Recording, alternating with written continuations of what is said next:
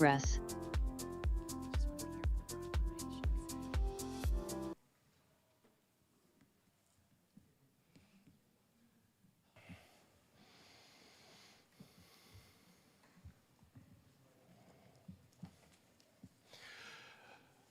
Good evening, everybody. Welcome to the Hayward City Council meeting. Today's date is May 7th, 2024. I'd like to call this meeting to order. And I typically have my gavel today. I forgot my gavel upstairs, and I apologize, Madam City Clerk. Before we have roll call, I'd like to call upon Councilmember Andrews to please do the Pledge of Allegiance. Please stand if you're able to.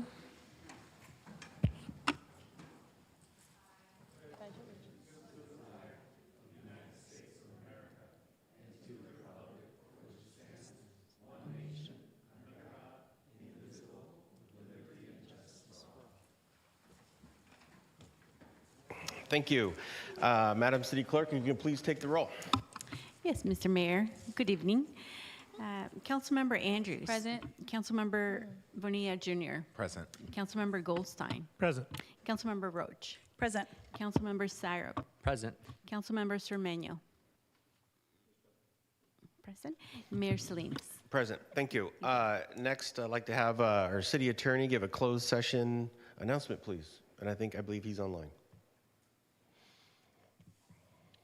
Greetings, Mayor and Council. Council did convene at 5:30 in closed session pursuant to posted notice in the Brown Act, with all council members present and two public speakers who addressed the council on the agenda item related to labor negotiations. The council met with its labor negotiations team and discussed all bargaining groups. The council provided direction to staff, but otherwise took no reportable action, and the closed session adjourned at 6:55. Thank you, Mayor. Thank you. Next, I have three special presentations. First, I'd like to start off with a proclamation acknowledging Asian and Native American, Asian and Native Hawaiian Pacific Islander American Heritage Month.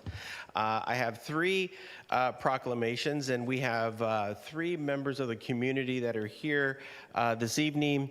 From the Vietnamese American group, we have Quinn On Nguyen and Samantha Tran, president of the AAPI Club at Oceana High School. Also, we have Kamu Hula Association of Northern California, and of course, Dini Loom Villalobos is here, Villados is here, sorry. And then, of course, the Asian and Pacific Islander Community Initiative, APICI, of Hayward Unified School District. And I see our group right here in front of us. With Lani Lamenido, right? So what I'm going to do is I have three proclamations. I will read the proclamation, and then we'll do what we typically do, take pictures. So if I can get three, let's see, I have them all right here.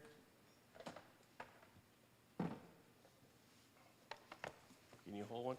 And then pass this one down to Councilmember Syrup. And how about you hold that one? All right.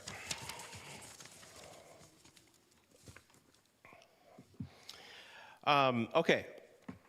So whereas, starting in 1977, Asian Pacific Heritage Week was established and has since expanded to the month-long celebration called Asian American, Native Hawaiian, and Pacific Islander Heritage Month to celebrate invaluable contributions to society, culture, and history.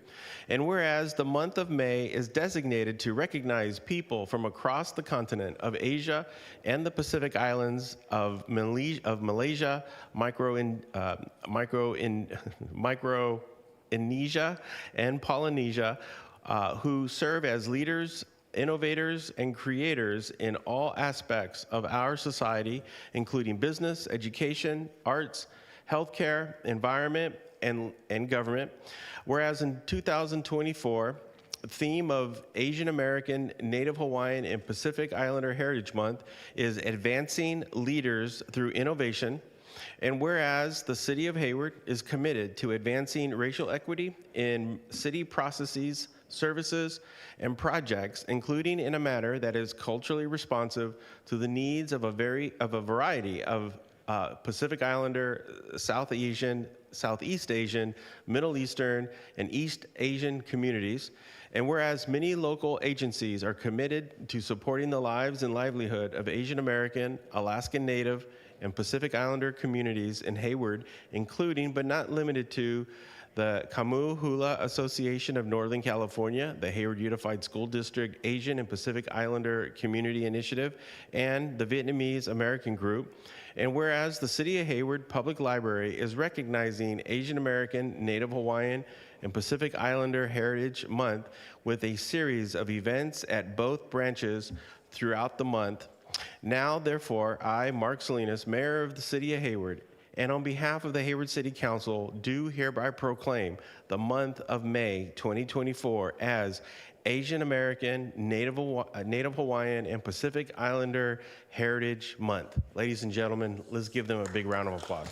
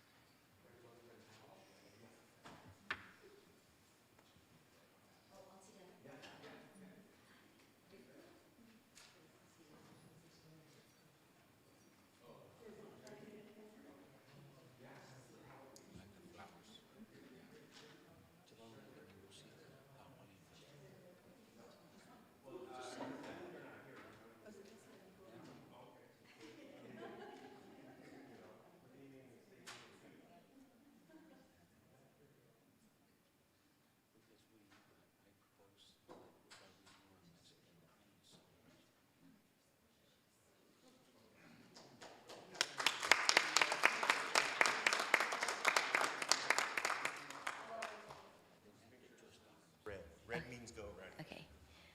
Aloha, everyone. I just want to say, on behalf of the Kumuhula Association, that I'm so thankful and grateful that we brought this event back to the City of Hayward. It's our May Day event coming up on May 11th on downtown Hayward.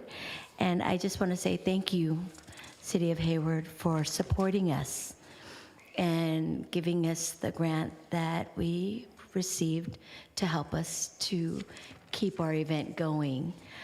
We've been in the city of Pleasanton for 30 some odd years, but we started here in Hayward because we live here in Hayward. So we are so honored and to be back in our own little town, and we love it, and we're grateful for you folks, and thank you, Mayor Salinas. Mahalo, everyone. Have a blessed day. Thank you.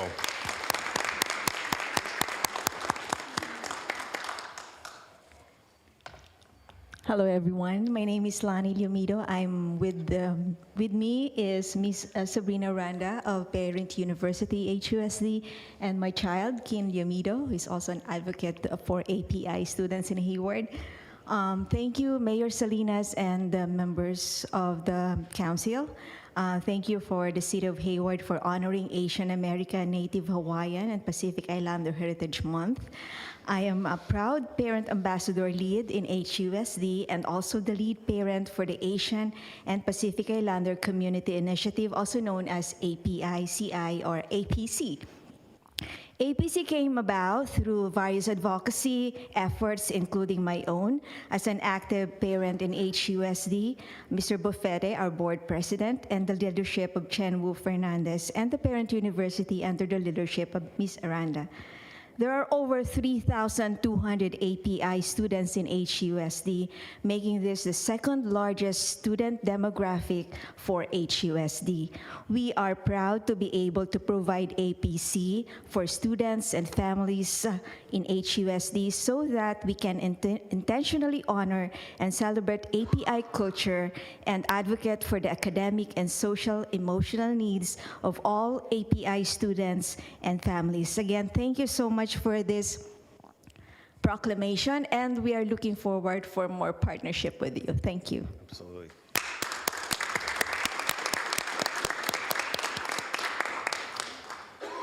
Thank you. I will move on to our next proclamation, which is we're going to be acknowledging Affordable Housing Month. And the recipients are, is someone from the East Bay Housing Association here? No? Okay.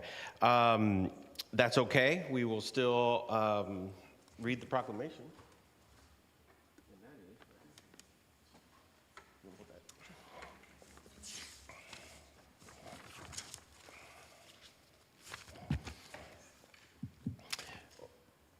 I want to make sure they may, if they're online. No. Okay. Okay. Whereas quality, affordable homes are vital to healthy, safe, and racially just communities, and whereas as East Bay Housing Organizations proudly commemorates its 40th anniversary, it continues to champion affordable housing in the East Bay, fostering a racially and economically just community for all.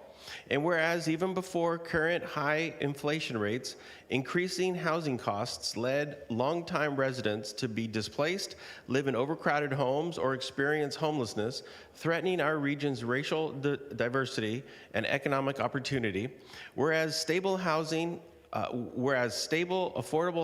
homes are the solution to homelessness and support seniors, families, youth, veterans, people with disabilities or special needs, and our whole community. And whereas the upcoming November 2024 ballot presents a unique opportunity to vote on a regional bond that will generate upwards to $10 to $20 billion for the creation of affordable housing and homelessness solutions across the 9 counties, signaling the importance of unity amongst our communities.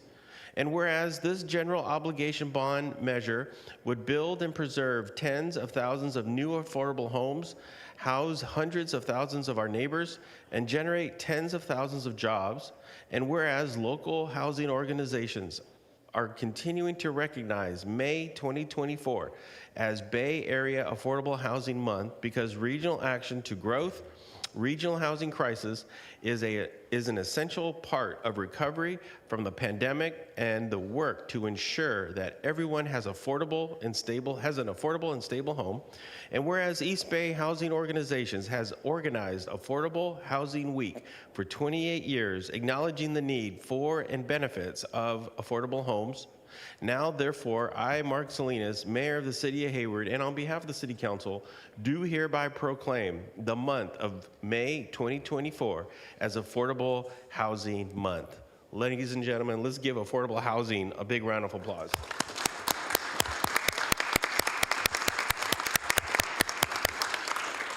Thank you. Our next presentation I'm going to have my colleague here, Councilmember Angela Andrews, hold the Public Service Recognition Week, since you are a public servant, right? Well, we're all public servants, but you do. I do know that at work you do work for an agency, public agency. So let me. And this proclamation is dedicated to all of the public service employees at every level, federal, state, county, and local municipal governments. Proclamation, whereas public servants are the unsung heroes who proudly do the work that keep things moving at the state or at the federal, state, county, and city levels, and whereas the public servants employed by the City of Hayward are proud employees committed to providing excellent service to the Hayward community. And whereas City of Hayward public employees take not only jobs but oaths to protect, serve, and support the community, and are registered disaster workers who will return to work in the face of an emergency to provide service and support to the Hayward community. And whereas many public servants, including police officers, firefighters, and others, risk their lives daily to protect life and property and maintain a safe and clean environment for the community they serve. And whereas public servants include maintenance workers, clerical and administrative workers, analysts, animal care attendants, programmers, community service officers, computer technicians, attorneys, counselors, accountants, and countless other occupations, and I should mention, and a couple of professors, and countless other occupations, day in and day out, they provide the diverse services demanded by the people of their government at the federal and state level, and for those in their communities at the county and city level with efficiency and integrity. Now, therefore, I, Mark Salinas, Mayor of the City of Hayward, do hereby proclaim the week of May 5th to May 11th, 2024 as Public Service Recognition Week. Ladies and gentlemen, let's give all of our public service employees a big round of applause. And if I can have our Director of Human Resources, Brittany Fry, come up, and I will give this to her. As she's coming up, today is National Teachers Appreciation Day. That's great. We also have Local 21 here and HAME, if they can come up and join. Come on up. And we also have our Sergeant of Arms, Lieutenant Wagner.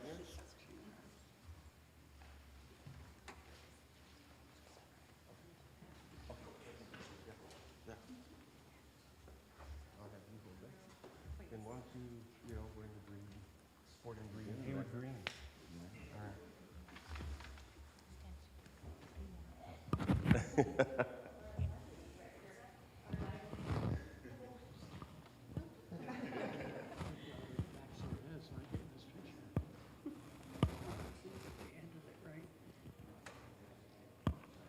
We'll Photoshop Professor Lewis out of this. You know. We do that with every. Yeah, I know. We do that with our pictures. If you guys want to say a word or two, feel free if you want.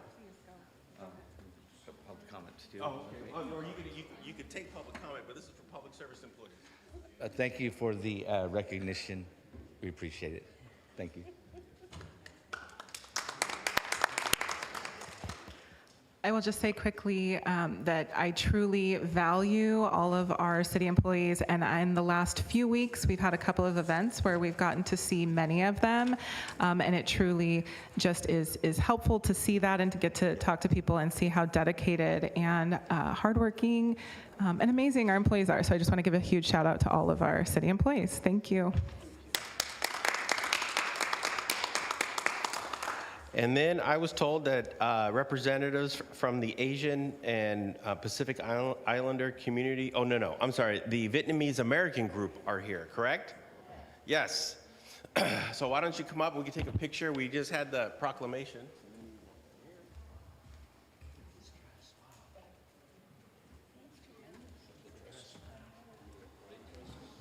Yeah, when does all of you come up?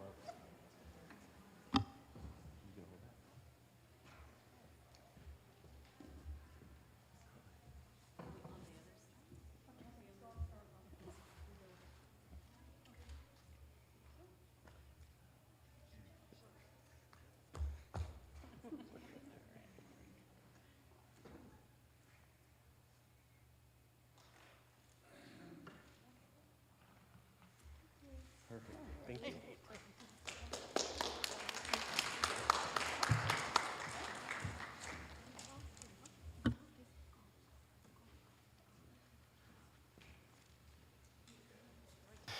Okay. So let's give everybody a big round of applause that we are acknowledging today. Let's clap it up.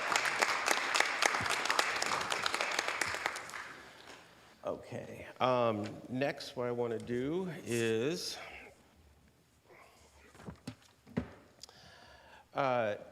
next is public comment. This is reserved for anybody in the audience or online that would like to make a public comment on something that is not on the agenda. And I do have some public comment cards. Let me see if there's anybody online. I do have one hand online, and let me call upon Brianne. I think it's Elizari. Brianne? Hi, can you hear me? Yes. Perfect. Yes, it is Elizari. Thank you. Great. So at first, I want to apologize. I have a little bit of a cold, so I'm a little stuffed. But wanted to say, hi, my name is Brianne Elizari. I have worked for the city of Hayward for nearly a decade now, and I have the honor of serving as IFPTE Local 21's president.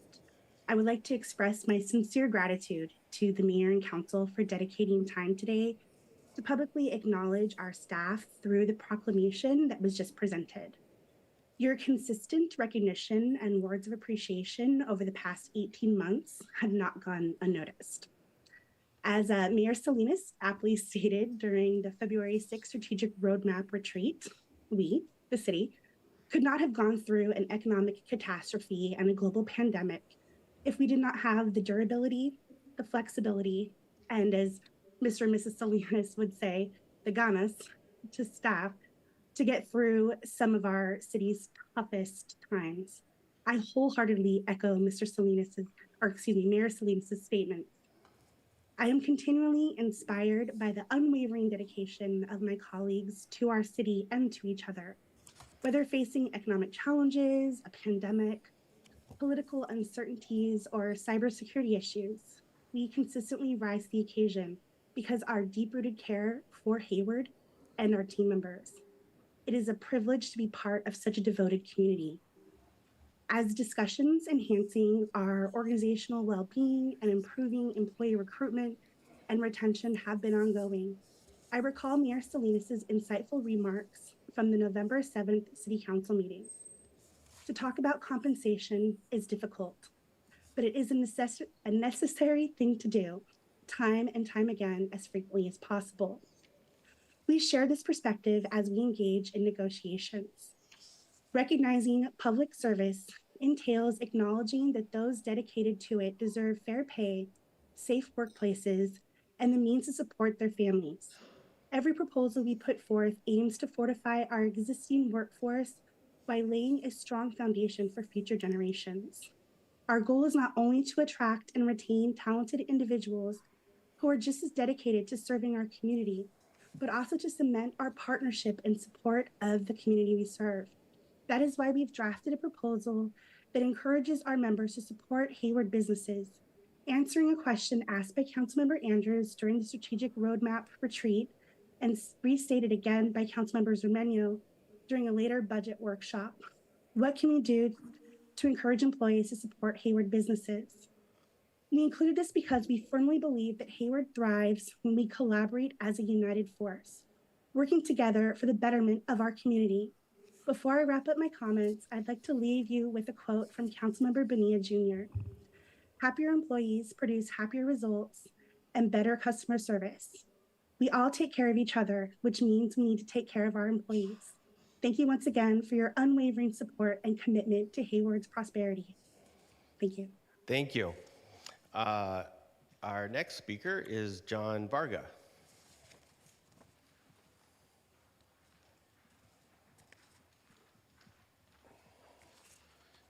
I was hoping I wouldn't have to follow Bree, but here I am, nevertheless.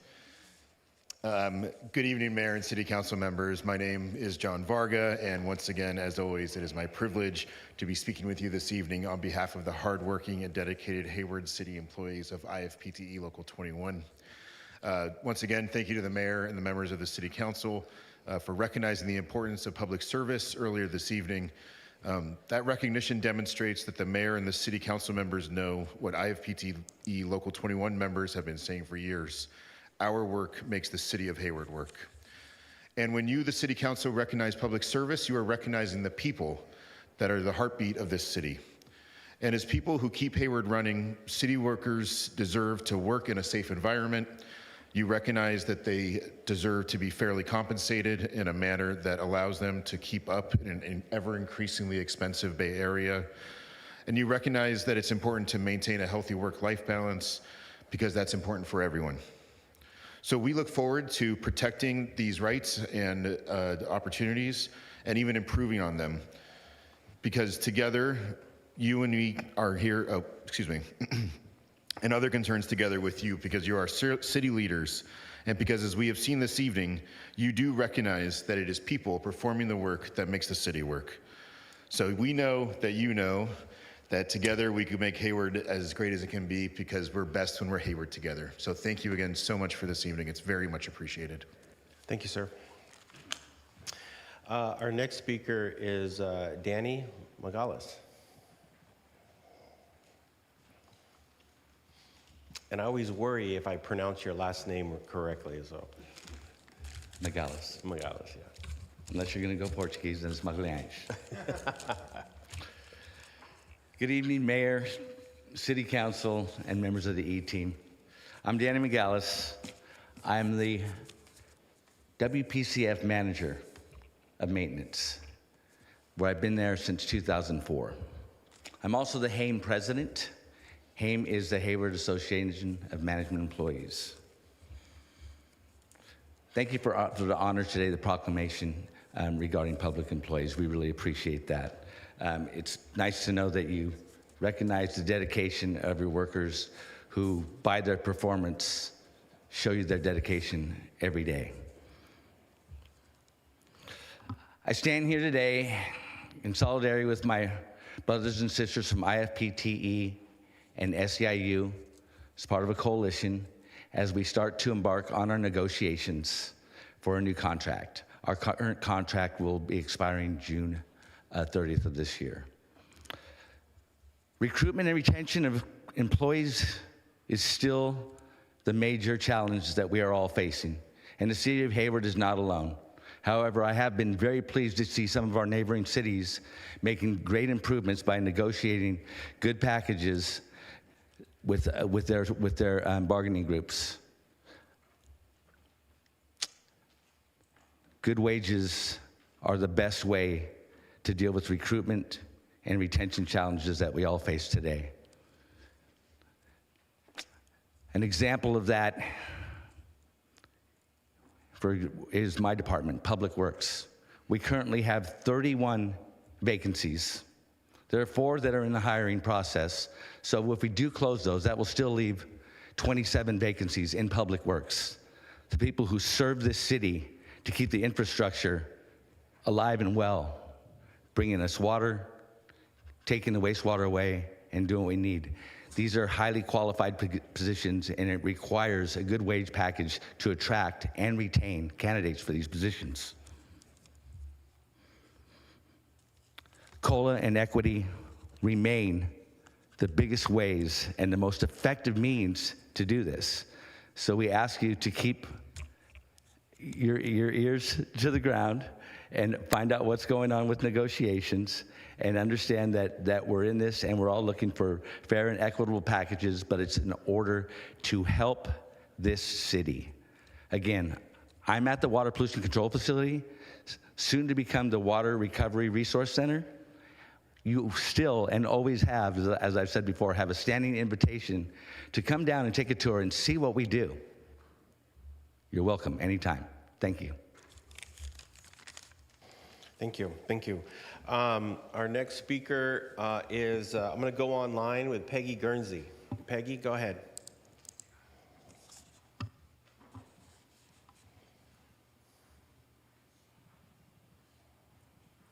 Okay, thank you very much. I want to thank whoever it was that said today is Teacher Appreciation Day.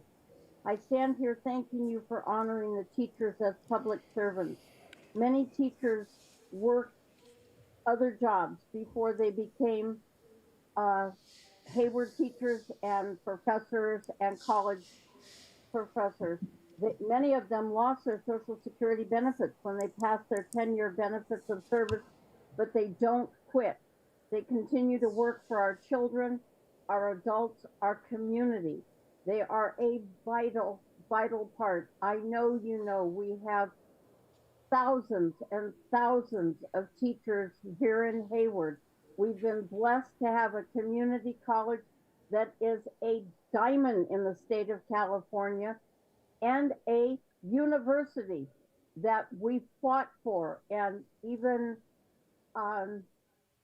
we fought with our students to get voting rights and various things and keep things open. Thank you so much, City Council, for recognizing these teachers. And teachers, I want you to know, my children went through the Hayward School District. I supported you in your contracts, and I supported you through PTA, and I helped raise our children. I still will support you. Many of your PTAs don't want outside community members, and that's a sadness, because we found volunteers were always important to any of your school campuses. Community, thank you for being there for the teachers. Thank you for coming up and taking a step up with our city council and thanking them for being there. I will later thank a wonderful professor for his hard work at Cal State. I know recently our mayor had worked for Cal State and the Chabot College campus, and I know our council member Germanio still works at Chabot College. Thank you again for this honor of recognizing them. You know, we give them proclamations, but bottom line, they need supplies in their classroom. They need help in their classroom, just like our city workers need us to drive slow, go by and say hello to them. Thank them for their time. Not just, when they do something, but just tell them thanks for coming to work. Because we wouldn't have a city without our city workers and our volunteers that help support the council and our city workers. Thank you very much for this time. Thank you. Our next speaker is Kay.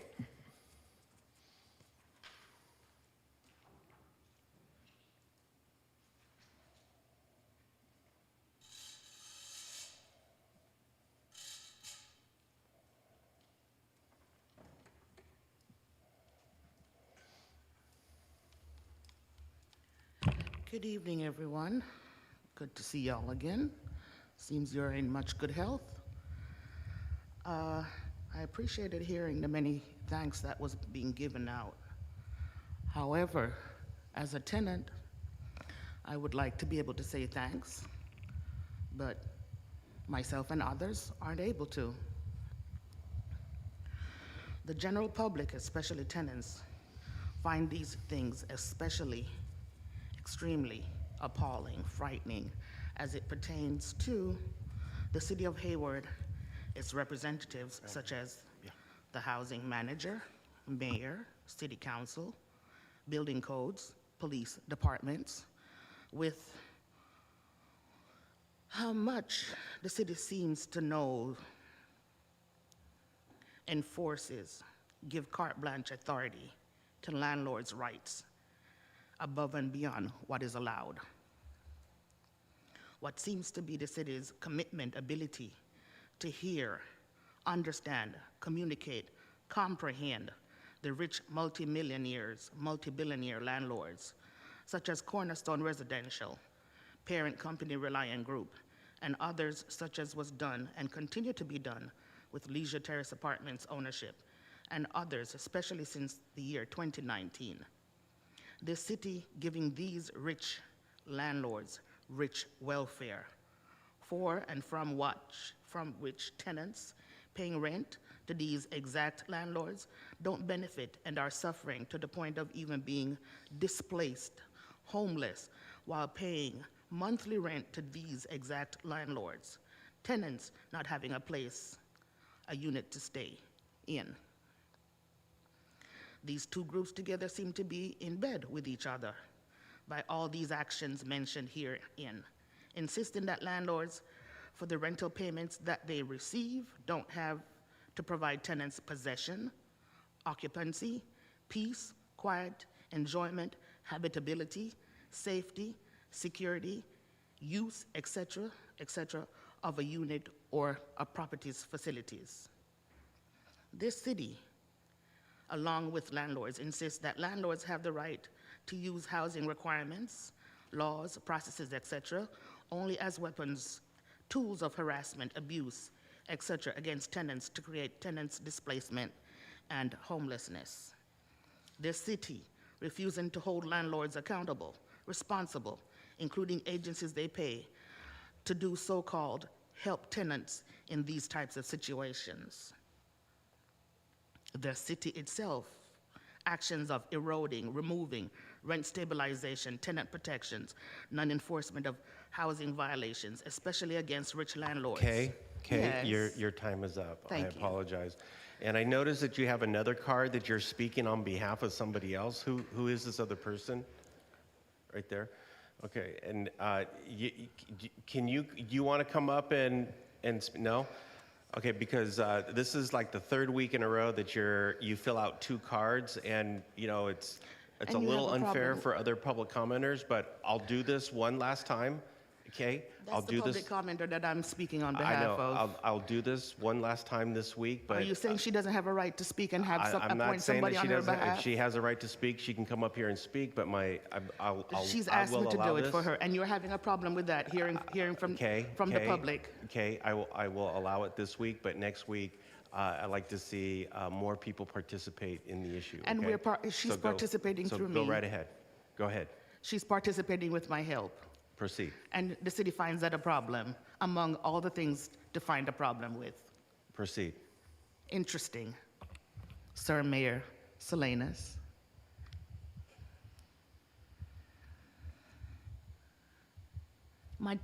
That was my time? No. Let's start When you this were way. arguing with me, you started my Madam time? City Clerk, go ahead and start the time again. The city itself, actions of eroding, removing rent stabilization, tenant protections, non-enforcement of housing violations, especially against rich landlords, solely on behalf of these rich landlords, and whatever benefits the city representatives are getting out of it, is the question the city leaves an open door for the public to ask. The message that the public is hearing is that the city and its representatives pertaining to these issues, nothing is right and all needs to be changed effectively now, including with every opportunity, including that of our votes of the public at large, and for those who won't do right, especially for those whose record continue to show this. This is not a good situation. It's not a good look. And here, you choose to challenge how frequently I'm appearing, as my right is to do, or others' rights is to do, to appoint anyone to speak on their behalf. And that's where you choose to raise a fight.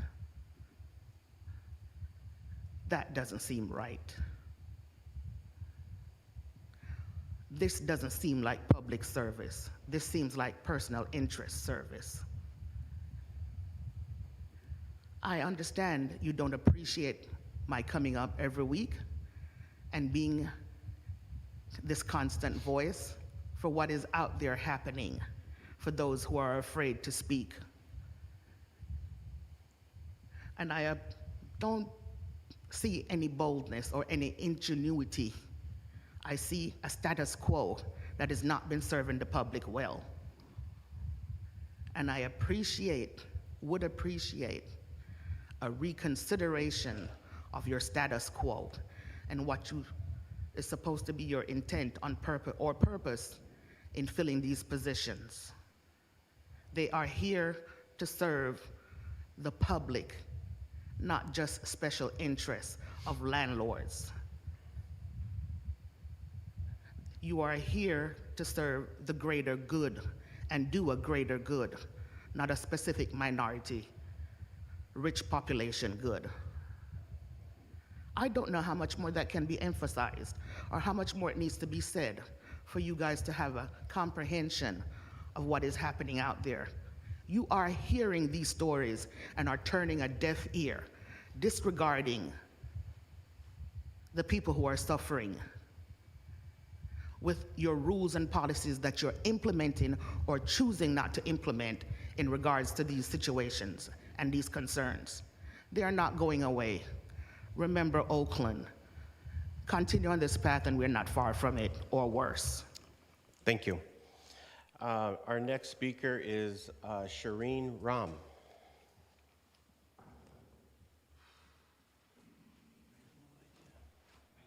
Hi, good evening, Mayor, Council members, city staff, community members. My name is Shireen Ram. I'm External Affairs Representative at AC Transit. I'm here to provide you an update on our Realign initiative.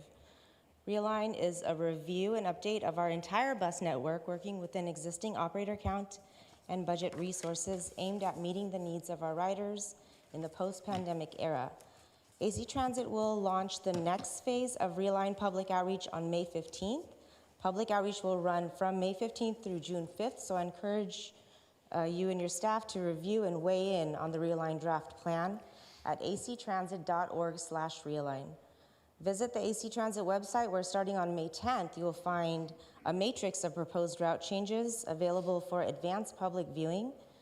AC Transit staff will be making announcements at City Council meetings and will be at various community events and bus stops throughout our service area through June 5th. Additionally, we're working with community-based organizations to host events for Realign during this outreach window.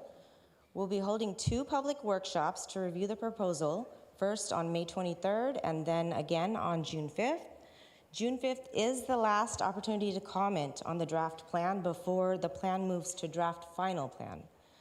Additionally, a draft plan book with individual bus line route profiles will be available at local libraries and online. The Realign public hearing process and comment period is scheduled to begin in August and conclude in September, with the board decision in October 2024, working towards implementation in March next year. I brought these postcards. They've already begun circulating, and they include the draft plan comment period dates, QR code to the webpage, and the webpage address. So thank you very much for your time. I will leave these behind. Enjoy the rest of your evening. Thank you. And tell the good people over at AC Transit hello for us. Okay, that concludes public comment. Moving on to our interim city manager's comments. Thank you, Mayor. Wanted to announce a few things. One, the monthly free diaper distribution will be happening this week at the Downtown Library on Thursday, May 9th from 11 a.m. Diapers in sizes 2, 3, 4, 5, and 6 are available for low-income houses. One kit containing 80 to 100 diapers and 200 wipes is available for each family. Please enter through the C Street entrance from Heritage Plaza to pick up diapers, available while supplies last, so please come early. The diapers are provided in partnership with Supply Bank, as well as First 5 and 4 Cs of Alameda County.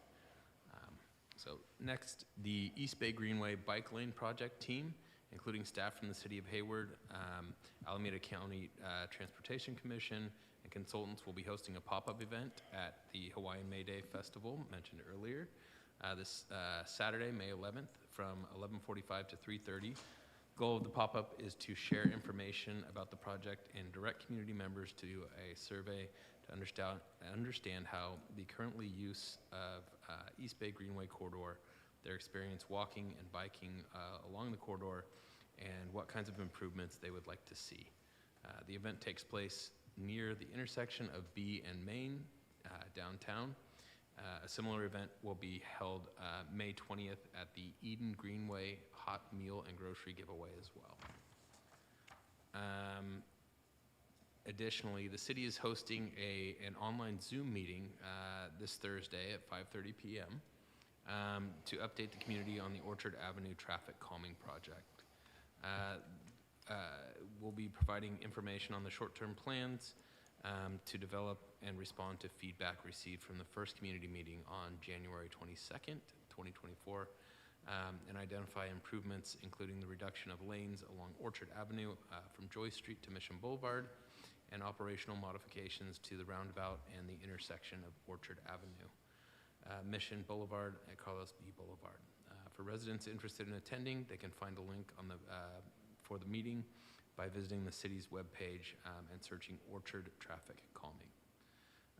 Last but not least, wanted to inform council and the community that last Saturday, May 4th, the city staff hosted a compost giveaway at Sky West next to the Hayward Executive Airport. Maintenance Services and Environmental Services Division staff team members worked in pouring rain to provide compost to about 650 residents. There will be another giveaway held in 2 weeks on Saturday, May 18th at the same location.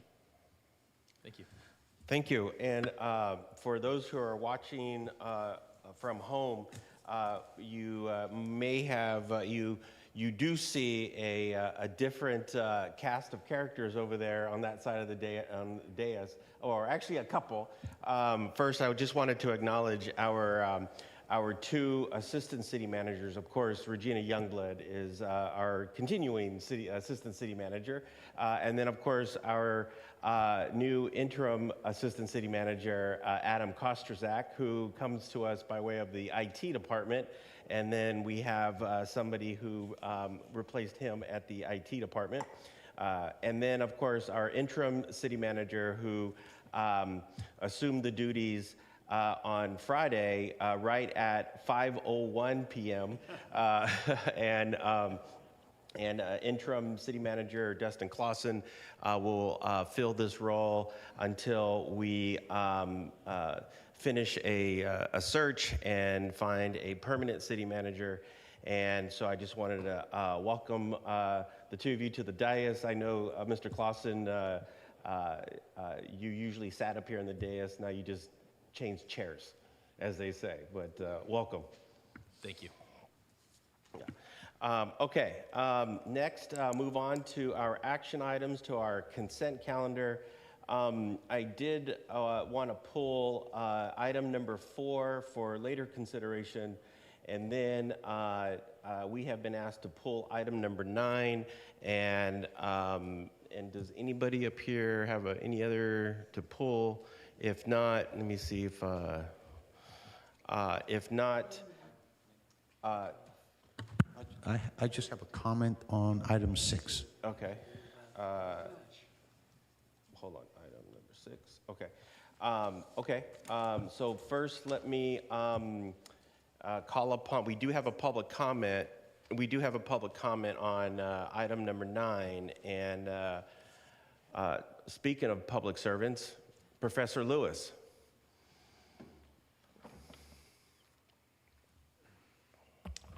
I'm Sherman Lewis, the president of the Hayward Area Planning Association. We've been around since 1976. I found the quarry several years after that, got excited by the possibilities, did some planning, talked to the city. Fran David helped early on with a resolution from now many years ago. I had a very good pro forma that explained how it would make some money, and nobody in the development community ever paid any attention. I continued to develop the project and continue to show good financial results and continue to have no results. This resolution will be very helpful. I had this idea that if we could generate enough noise, somebody would look. But I've kind of changed my mind because my pro forma is not one that the development community is really all that interested in. There's a development cost consultant in San Ramon named Dave Cardinal, and I hope to be working with him on a pro forma that he knows how to reach the developers with, and hopefully over the summer we will get something solid that we can take directly to banks and developers. But also I intend to continue to get some publicity because of your resolution, support from Cal State. In the process of getting tonight, Kelly McAdoo was very helpful. She passed the work to Sarah Bowser, who has done the detailed work of getting it before you tonight. And it's a little strange to talk in favor of a consent calendar item, but it's sufficiently important. I wanted to be here and thank the council for its support. Thank you. And I jumped the gun here. I wanted to, before we head to public comment or other comment on item number 6, what I'd like to do is see if I can move the items, all items with the exception of 4 and 9 and 6, correct? I'm happy to move them. I'll second. Moved by Councilmember Syrup, seconded by Councilmember Andrews. And if there are no objections, it will unanimously pass. And then now I'd like to, we had public comment with item number 9, closed public comment with item number 9. Can I get a motion in a second? I'll move. Moved by Councilmember Roach. I'll second. Seconded by Councilmember Bonilla. And if there are no objections, the item will unanimously pass. Next. Mayor Salinas, my apologies, Yeah. but for item number 9, we need to take another vote, and I'll go ahead and start it. But I believe Peggy online has her hand raised. I don't know if that's for item 9. Okay. Okay, so go back and reopen item number 9. Ms. Guernsey.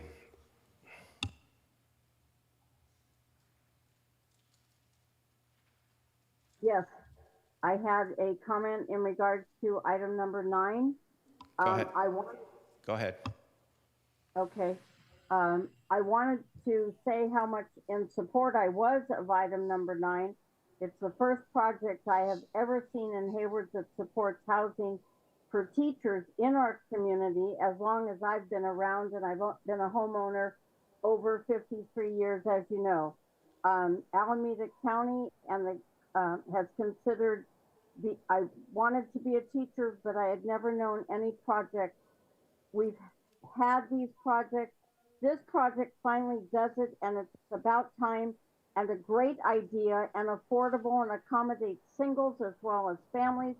It supports the environment, promotes community involvement, parking and cars to a minimum, which was the city plans, but shuttles and buses were going to be available.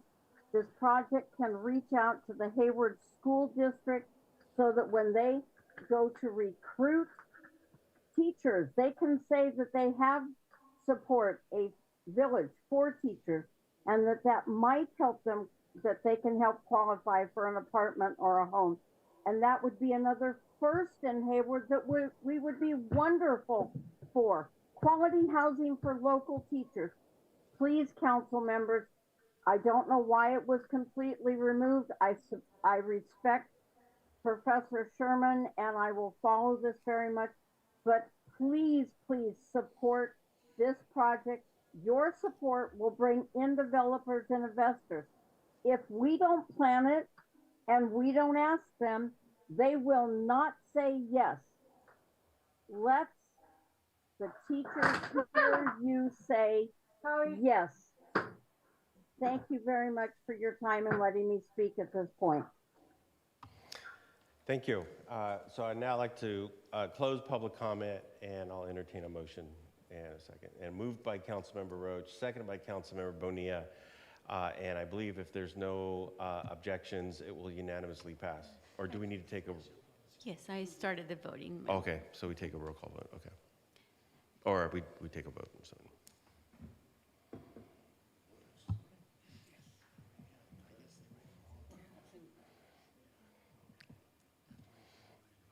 Okay, I don't have it. I'll do it for you, Mayor. How Okay. would you like to vote? That'll be a yes. Thank you. Good luck out there, Sherman. Thank you so much. Thank you. And the item passes 7-0. There you go, Professor Lewis, 7-0. Yeah. Okay, next, Councilmember Zermeño wanted to make a comment to item number 6. Mayor, thank you. Just a quick comment. As a tree advocate, I really applaud our staff and Mr. Mary for putting this forth. And I certainly will give a couple of prayers to make sure that the tree gods give us the grant. scholarship. So thank you very much for putting this on. Thank you. And with that, I'll move the item.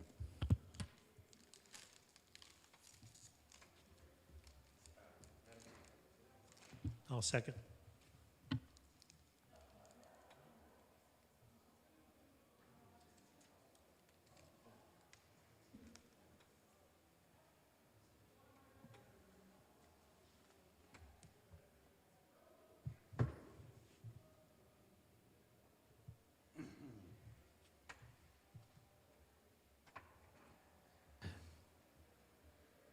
Thank you.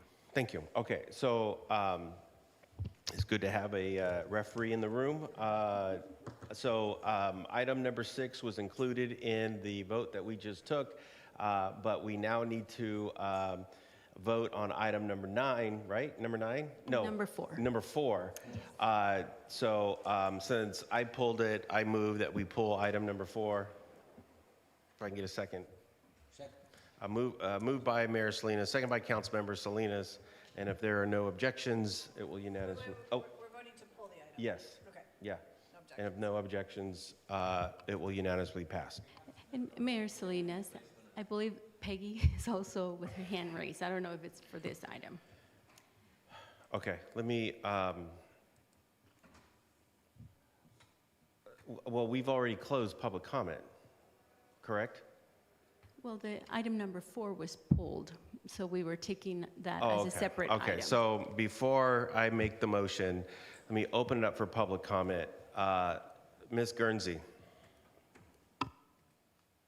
Okay, I think my cursor went to a raised hand because I just now read item number 4, and so I don't have a public comment. But thank you, Madam Clerk, and thank you, Mr. Mayor, for acknowledging that I was here, and I'll listen to the rest of the council meeting. Thank you. Okay, thank you. So I'd like to close public comment. And Mayor, for clarification, we're pulling this item to put on a future agenda. We're going to pull item number 4 to put on a future agenda. Yeah, we're not pulling the item to, yes, thank you. Thank you for the clarification. So moved by Mayor Salinas, seconded by Councilmember Zermeño, and Madam City Clerk, if you can go ahead and vote and put up the vote.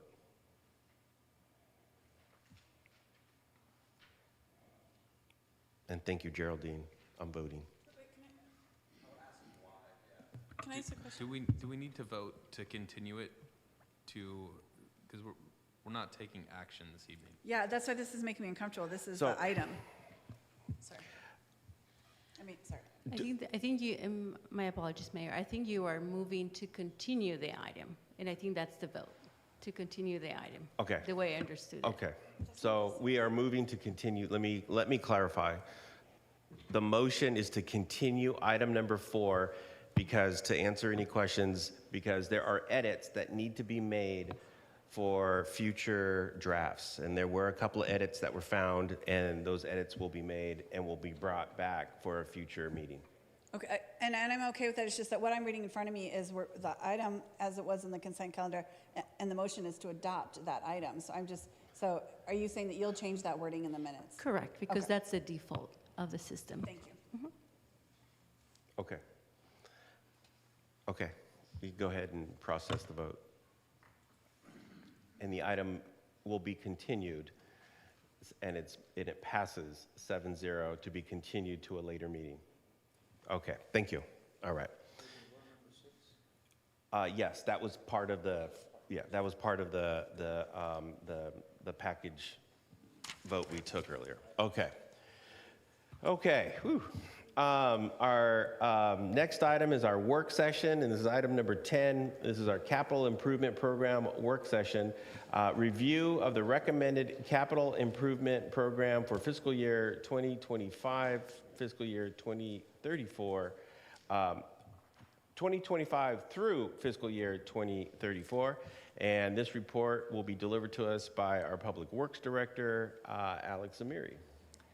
Thank you very much, Mr. Mayor, and good evening, Mayor and Council members. As you said, This is a work session for staff to present the 10-year FY25 through FY34 CIP to council and receive your feedback. This process started last fall and has progressed to this evening. All city departments have participated in the process and contributed to this. The CIP has already been presented to Planning Commission for making the finding of consistency with the city's general plan and received their unanimous approval. It was also presented and discussed before the Council Infrastructure Committee, now Council Infrastructure and Airport Committee last month, and received CIC's endorsement. I would like to acknowledge the great work of Michael Wonley, Management Analyst, Ellie Lowe, Senior Management Analyst, and Ms. Lowe's rest of their team and their work on preparing this year's CIP. With that, I turn this over to Michael Wonley to present the report, and he is virtual. Michael, are you there? Yes, I'm here. Thank you. Can everyone hear me, and can you see the presentation? Yeah. Perfect. I'd like to start the presentation off by mentioning that this is the 4th year that the CIP has been developed in the online OpenGov Stories format. OpenGov Stories is an online budget book development tool designed to increase the user friendliness and ease of navigation within complex budgets. It's also intended to help increase the depth with which community members, council members, and other stakeholders can explore a budget. I will now open up the online budget book to provide a quick tutorial on how to navigate it. One moment while I switch screens.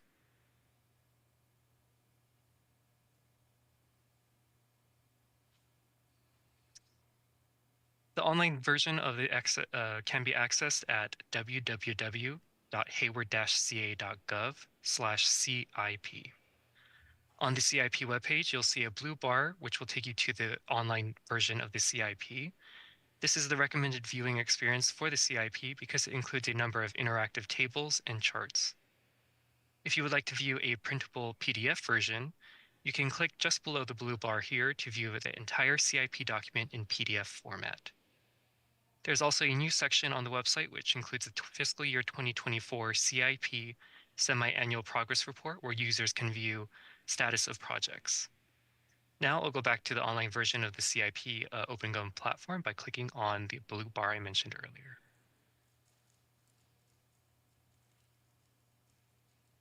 Here you'll see the homepage. If you scroll down, you'll see 4 main sections of the CIP.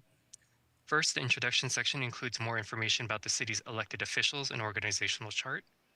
Second, strategic priorities includes an overview of the city's strategic priorities and some featured projects that support these priorities. Third, the Explore the Budget section, which is the heart of the CIP, is where you'll find key budget insights such as the total proposed budget amounts, as well as information on various projects within the CIP. Lastly, the Table of Comments page allows the user to navigate within the CIP, which I'll go over later.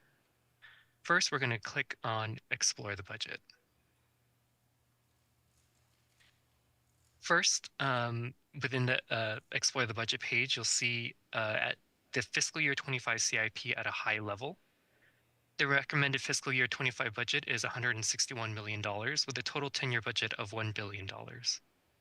Below that are other key insights such as the general fund transfer, internal service fee, and unfunded capital needs. The total fiscal year 25 general fund transfers to CIP amounts to approximately $3.1 million. The total fiscal year 25 internal service fees are approximately $4.6 million. And the total identified but unfunded capital needs portion is approximately $690 million. If you'd like to see further details on the projects that comprise these amounts, you can click the links on the right side that say, click here to learn more. I would like to mention that after publishing the CIP, staff have worked to continue to identify opportunities to further reduce the impact on the general fund, which I will go over later during the presentation. Scrolling down, you can choose to view the details of the recommended CIP by fund or by category. I'll start first by looking at by fund. Here you'll see an overview of the city's fund portfolio. If you scroll down and click into the carets of the table, you can see the total recommended budget amounts by specific funds. If you keep scrolling down the page, you'll see a description of each fund, and every underlined text will link you to a new page that will show the various projects within each fund. For example, I'm going to click on the Fund 210 gas tax, and I'll be taken to the Fund 210 gas tax page. As you can see here, I can click into each caret to view the various projects within this fund category. Beneath the table, there's also featured projects, which have each having their own project page.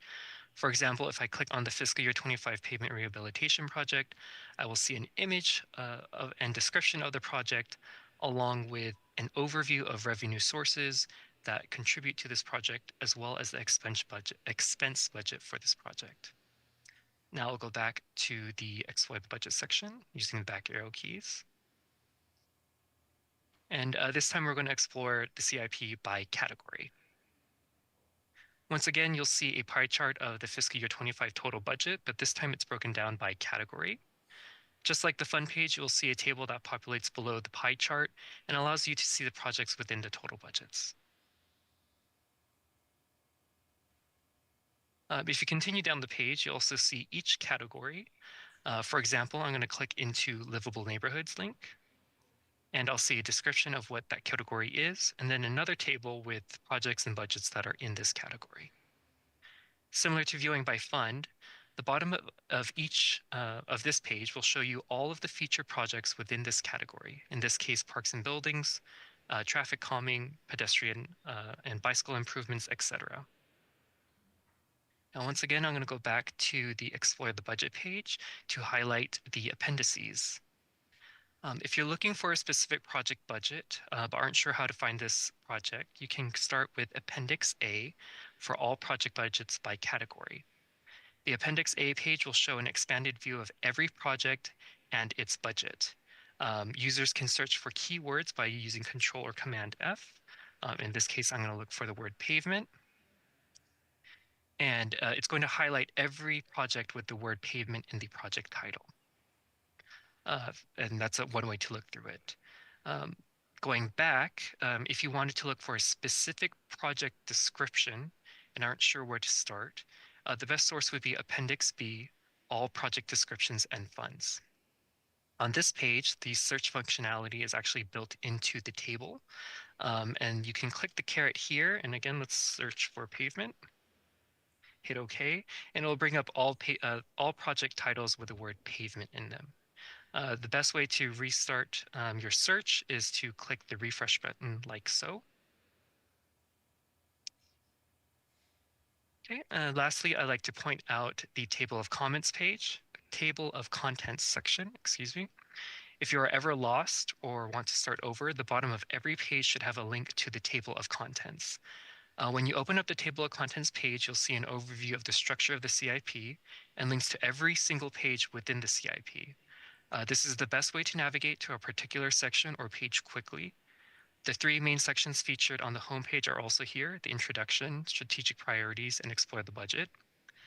Below that are the three subsections of the CIP by fund portfolio, project category, and other. This allows the user to view budgets and descriptions by fund or category like we previously just went over.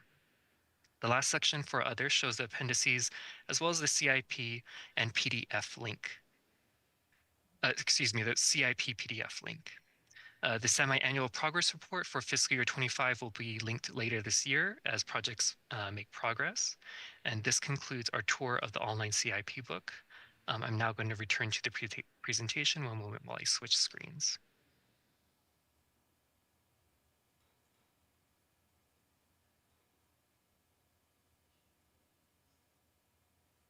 Okay, can everyone see the presentation again? Yes. Thank you. The proposed CIP includes a total recommended budget of approximately $158 million in fiscal year 25 and a total budget of approximately $1 billion in the entire 10-year planning period from fiscal year 25 through 2034. This document also includes a proposed general fund transfer of approximately $2.1 million in fiscal year 25, which is a $1.2 million reduction from the $3.4 million in fiscal year 24. The recommended CIP also includes proposed internal service fees, These are fees that are collected when one city department provides a service to another, drawing those service expenses from the operating budget of the benefiting department. The CIP includes a recommended internal service fee of approximately $2.9 million, which is about $2.4 million lower than last year. Like I mentioned earlier during the tour, after publishing the CIP, staff have worked to continue to identify opportunities to further reduce the impact on the general fund. The proposed fiscal year 25 general fund transfer in Fund 460 would be reduced from $1 million to $0, as staff is recommending the transfer to come from Measure C. ISF is proposed to be reduced by $1.65 million. The proposed changes result in a total net decrease to the fiscal year proposed budget of $2.3 million. For example, the fire fleet replacement project includes a vehicle purchase for the fire department, which could take a couple of years from ordering to actually being received by the city. So instead of budgeting the money in the next year, staff has updated the number to better reflect fiscal year 25 cash flow. This slide provides a snapshot of the recommended CIP's budget breakdown by project category. As you can see here, the largest portion of the recommended fiscal year 25 budget has been programmed in the water and sewer system categories in blue and orange. These categories encompass a wide range of projects which support the ongoing replacement and improvement of our utility infrastructure. Projects include our annual water and sewer line replacement and our Phase 2 improvement project at the Water Resource Recovery Facility, formerly known as the Water Pollution Control Facility. The third largest category is the Livable Neighborhoods category in gray, which includes projects like La Vista Park, Linear Park, the South Hayward Youth and Family Center, median landscaping projects, traffic calming projects, pedestrian and bicycle improvements, and sidewalk projects, among others. This slide shows a snapshot of our recommended budget broken down by fund as opposed to category. As you can see here, funds with the largest allocation of the recommended budget are the water and sewer system funds in blue and orange. The fund with the third largest budget allocation is Fund 405 for capital projects. Many projects fall within the Livable Neighborhoods category, such as La Vista Park and the South Hayward Youth and Family Center. Other projects include our annual water and sewer line replacement and our Phase 2 improvement project at the Water Resource Recovery Facility, formerly known as the Water Pollution Control Facility. The Water Resource Recovery Facility Phase 2 improvement project is currently the largest capital project that the city is undertaking, currently estimated at $534 million on the upper end. As I mentioned moments ago, the Livable Neighborhoods category, which is the third largest category in the recommended CIP, includes beautification, safety and neighborhood amenities, and improvement projects like the South Hayward Youth and Family Center and La Vista Park. Other examples include the Campus Drive Improvements Project, through which a series of traffic calming measures are being implemented in the stretch of Campus Drive between 2nd Street and Hayward Boulevard, as well as the Orchard Avenue Traffic Calming Project, Safe Routes to School, and Safe Routes for Seniors Project. The city's first Safe Routes for Seniors effort was completed in 4 downtown Hayward intersections, including Foothill Boulevard and Hazel Avenue, Montgomery Avenue and A Street, Montgomery Avenue and B Street, and Watkins Avenue and D Street. Improvements included longer pedestrian crossing times, installation of high visibility ADA ramps, repositioning of crosswalks and pedestrian push buttons to align with ADA improvements, and widening medians for pedestrian refuge, and more. Future Safe Routes for Seniors intersection improvements will be evaluated and then selected within the Tennyson Road corridor in fiscal year 25. Roads and streets. The key project in this category is Phase 3 of the Mission Boulevard Corridor Improvement Project, located from A Street to the northern city limit at Rose Street. Phase 3 is the last phase of the 3-phase project. Improvements include undergrounding of overhead utilities, electrical service conversions of private properties, construction of bicycle cycle track, sidewalk, curb and gutter, rehabilitation of pavement, installation of traffic signals and streetlights, installation of traffic striping, pavement marking and signage improvements to storm drain systems, installation of irrigation system and landscaping, as well as City of Hayward monument signs. Construction began in July 2023 and is anticipated to be completed at the end of 2024. Another project in this category is the Main Street Complete Street project. This project will improve pedestrian and bicycle facilities along Main Street to create a safe and friendly environment for multimodal travel in the downtown Hayward area. The pavement rehabilitation category comprises all our annual pavement rehab projects and is the fourth largest category in the CIP with approximately $14.3 million recommended in programming for fiscal year 25. Municipal facility improvements. The new Fire Station number 6 and Fire Training Center project was constructed at the Hayward Executive Airport. It is a campus with classrooms, offices, a training tower, a burn building, and other facilities for urban search and rescue, as well as the new Fire Station number 6. Construction began in August 2020 and was completed by fall 2023. Remaining punch list items are expected to be completed by this summer. Another project to highlight is the Hayward Police Department locker rooms design and construction project. HPD needs a new locker room for separated use by both male and female police officers, other employees, and visitors. The existing facilities that are housed inside the HPD building are inadequate in terms of both space and amenities. The HPD locker room project will involve designing and constructing an approximately 6,910 square foot addition to the existing HPD building to accommodate these necessary improvements. The sewer system category is the largest of the categories in the CIP and includes projects which are enterprise fund supported and are related to the improvement of our sewer system, water reuse efforts, and water resource recovery facility, formerly known as the Water Pollution Control Facility. Some major projects in this category include the fiscal year 25 sewer line replacement project, the Water Resource Recovery Facility Phase 2 improvement project, and the Phase 2 recycled water projects. The city officially began delivering recycled water to approximately 31 Phase 1 customers in March 2022, and will begin developing a Phase 2 facilities plan in fiscal year 25 to prepare for expansion of the system.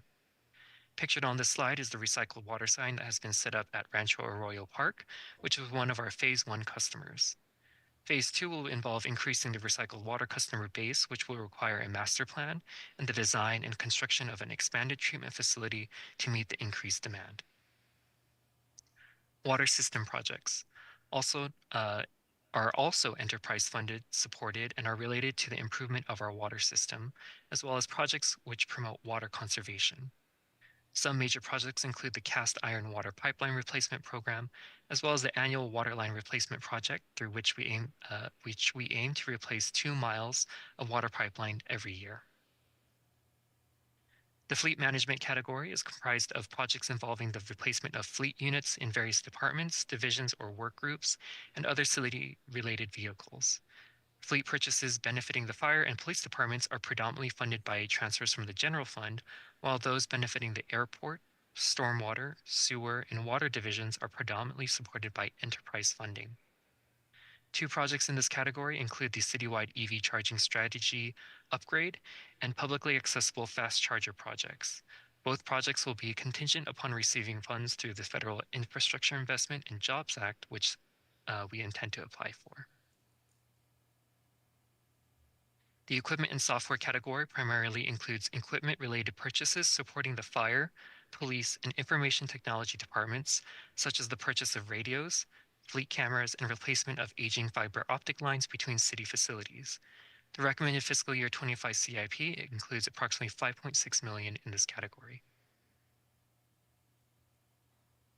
The airport category is comprised of all projects within Fund 621 for Airport Capital, which support improvements to the Hayward Executive Airport.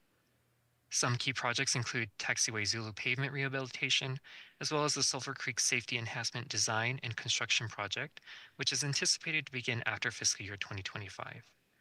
The project includes a total budget of $8.3 million, which is being provided by the Federal Aviation Administration, Caltrans Division of Aeronautics, and the City's Airport Enterprise Fund. And finally, the miscellaneous category includes projects that do not fit into the other categories, such as the 2040 General Plan Update, the Route 238 property projects, and the Parcel Group projects. In addition to including recommended project budgets, the CIP also includes a list of identified and unfunded capital needs. One of the largest unfunded needs continues to be the renovation of the Corporation Yard. Several years ago, this renovation effort was estimated at $66 million. The fiscal year 25 CIP includes a corporation needs assessment project, which is funding the development of a revised assessment to determine the current improvement needs and update costs. Another significant need included in the South Hayward is the South Hayward Youth and Family Center, which currently has an unfunded need of an estimated $25 million for future phases of the project. Staff are actively seeking opportunities to close this gap. I would also like to take a brief moment to demonstrate the CIP's alignment with the city's strategic roadmap. The list of projects featured here is not exhaustive, but does demonstrate a nice snapshot of the priorities which the CIP projects support. For example, you can see that the CIP projects tend to directly support the invest in infrastructure priority. However, many projects support multiple priorities simultaneously. That concludes my presentation. It is staff's recommendation that the council review and comment on the recommended fiscal year 25 CIP. Myself and the team are now available for any questions. Thank you. On your slide there, it says council questions and public comments, but this is a work session. We do public comments and then council questions, correct? Yeah, okay. So I'd like to open up for public comment, and we have one comment card here, and it's Kay.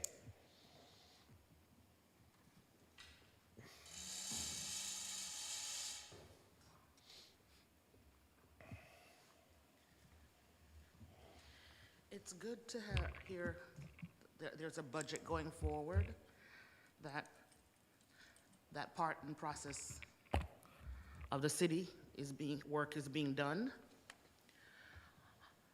I don't think it's a surprise. I'm going to ask or express what is being done towards, specifically in this budget presentation, for homelessness, for tenants' rights, for proactive. What, if any, is the city's proactive actions for preventing homelessness, tenants' displacements, dealing with landlord abuses of housing, providing actual, literal, supportive services to tenants through to court trials for evictions? And within this meeting itself, other city employees are expressing in a very tactful way their concerns that they can't pay their own bills, their own rents, their own mortgages, thanking you for the pat on the back for the work that they do that are essential, but are not being recognized in one of the major ways, in that they can't even afford to live in the city they work in. They are also tenants. They are also residents of this city with the same concerns, that they fear to express themselves for fear of losing their jobs. So let me do it on their behalf. Let me speak for the new working poor, which are even city employees, on the verge of losing their homes, whether it be an apartment or their own mortgage homes that they can't pay because of any of these practices that are now being endorsed, upheld by such boards and bodies as these here, right in this room. Something needs to be done, and not tomorrow, not a year from now. Just like you actively took a position and exercised your position in your attempt to shut me down one way or the other. That's what it came across as. Nothing as an attempt, but an attempt to shut me down, to shut my voice down, to speak up, my ability to speak up, as is my right. Please provide me the City Council agenda, policy and procedure that says someone can appoint someone else to speak on their behalf. I'd like to see that in writing as a city's policy, if it is so. Thank you. I do see a public comment online. There's no name, it just says Zoom user. Hi, I think that might be me. Can you hear me? Yes. Hi, I'm Suzanne with Hayward Concerned Citizens, and I don't know if I missed it, but is there not any plan in this fiscal or this budget for the new safety center, the new police department? Because I don't know, I feel like we've been being told that it's going to happen, and it looks like the locker room's not even going to be built until sometime next year. And so I'm just wondering where in this budget is money allotted for our new safety building, I think is what it's called. Thank you. Thank you. Okay, and I'm sure somebody up here will ask that question, and I'm sure staff will be able to respond to that. Okay, so I'd like to close public comment and open up here at the dais, and our first speaker is Councilmember Zermeño. Thank you, Mayor. Let's see, very thorough, very detailed presentation, excellent. The $1 billion price tag reminds me of Haspa's billion dollar price tag for protecting our shoreline. I really just have two questions more than anything. What percentage of that $1 billion would come from our general fund? I would say a small percentage would come from general fund because, as it was explained, there are several enterprises within the city, like water and sewer and airport and so on, that are self-sufficient, and they are based on rates that they generate for service that they provide. So the amount would be much smaller than, I would say, even 1/3 of that amount. Less than a third. Okay, so Much less. We can sleep tonight because we don't have $1 billion in the next 10 And the years. $1 billion is over 10 years. So Right. this year, the amount for capital improvement is $158 million. So what we are anticipating between now and 2034 is another $1 billion. I'm sure that it will be more as we get closer to each year and Of identify more projects. Of course, of course. I'm trying to remember if we saw in a slide a priority list. What would we build first? What is first out of all these Measure B funds, out of all the enterprise funds? What's the first project that we would work on, and the second one, the third one? Are they prioritized? Yes. So if you approve what is recommended to you, there are years that projects have been categorized in. Like in FY25, there are a list of projects from pavement to sidewalk to the rest of it that we are obligated to undertake. So last week or 2 weeks ago, we approved $12 million for 125 sections of streets. Was that part of this, or is that different? Part of FY24. 24. Yes, we got to the identification, did the analysis, found out which sections to recommend to you. So now we go on to 25, which is what this project is. Okay. Correct. Thank you very much. Thank you. Councilmember Andrews. Thank you, Mayor, and thank the team for working on the CIP. I'm always impressed. I just had a couple questions. One, is there any coordination that happens between the sewers and pavement in order to realize some potential cost savings when doing those projects? Absolutely, there is. To the extent that it is possible, we coordinate between the engineering division and the wastewater division to make sure that we are not going to pave a street and then a year later to go and trench it. Okay.